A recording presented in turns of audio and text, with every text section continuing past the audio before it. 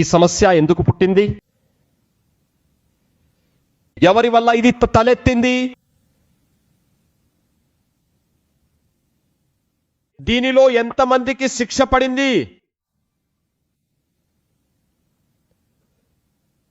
మరియు అసలు ఎప్పటి వరకు ఈ భారతదేశం దీనికి మూల్యం చెల్లిస్తూనే ఉంటుంది? ఈ ప్రశ్న నేటికి మనందరి ముందు అదే దృఢత్వంతో నిలిచి ఉంది.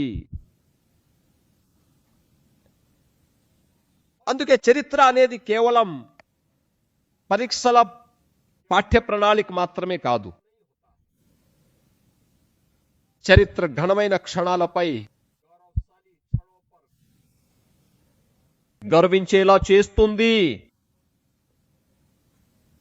మరియు గత తప్పిదాలను సరిదిద్దుకునే వీలునిస్తుంది. స్మృతి దినం వెనుక ఉన్న భావం కూడా ఇదే. గౌరవనీయ ప్రధానమంత్రి గారి ఆకాంక్ష కూడా ఇదే. దేశం 1947లో స్వతంత్రమైంది. నేను నివ్వెరపోయాను.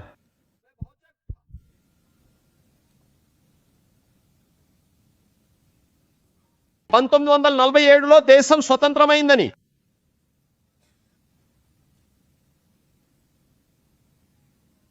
పాకిస్తాన్ మద్దతుదారులు అడగని భూభాగాన్ని కూడా, అది పంజాబ్ అయినా లేదా బెంగాల్ అయినా,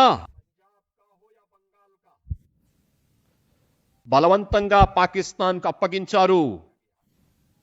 ఇది అందరికీ తెలిసిన విషయమే.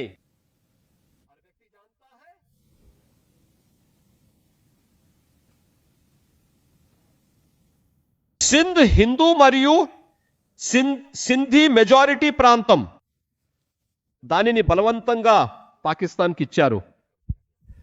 పంజాబీ మెజారిటీ ప్రాంతం బలవంతంగా వారికి అప్పగించారు. బెంగాలీ మెజారిటీ. నేటికి బంగ్లాదేశ్ సరిహద్దులో ఆ విషాదాన్ని చూడవచ్చు.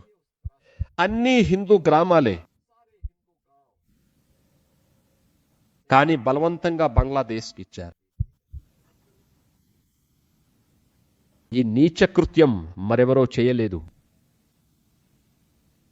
ఈ సిగ్గుచేటు చర్య ఏమిటి? అధికార దాహం. ఈ దేశం కళ్ళు మూసుకుని నమ్మిన ఆ కాంగ్రెస్ పార్టీయే. ఆ నమ్మకానికి ప్రతిఫలంగా మనకు ఈ విధంగా వెన్నుపోటు పొడిచింది. మీరిక్కడ ఈ చిత్రాన్ని చూసి ఉంటారు. మీ ముందు ప్రదర్శితమైన దృశ్యం. మీరు వెళ్ళేటప్పుడు ఒకసారి ఆలోచించాలని నేను కోరుతున్నాను. బయట ఏర్పాటు చేసిన ఆ ప్రదర్శనను కూడా వీక్షిస్తూ వెళ్ళండి. ఆ ప్రదర్శనలోని చిత్రాలను చూడండి. మన ప్రస్తుత తరానికి కూడా అవగాహన కల్పించండి. కేవలం ఇక్కడే కాదు, రాష్ట్ర పౌరులందరికీ నేను చెబుతున్నాను.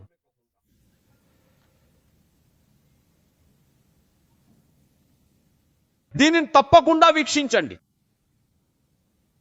నేటి తరానికి, రాబోయే తరానికి ఇది ఏమిటో వివరించండి. ఈ దృశ్యం ఏమిటి? ఇది దేనిని సూచిస్తుంది? గుర్తుంచుకోండి. ఎవరైతే 1947లో మౌనంగా ఉన్నారో, ఎవరి గొంతుకలైతే అప్పుడు కూడా పెగల్లేదో, వారి దృష్టి అప్పుడు కూడా అధికారం పైనే ఉంది. ఏదోలా అధికారం దక్కాలి, దేశం నష్టపోయినా సరే అధికారం కావాలి. వారి తీరు నేటికీ మారలేదు.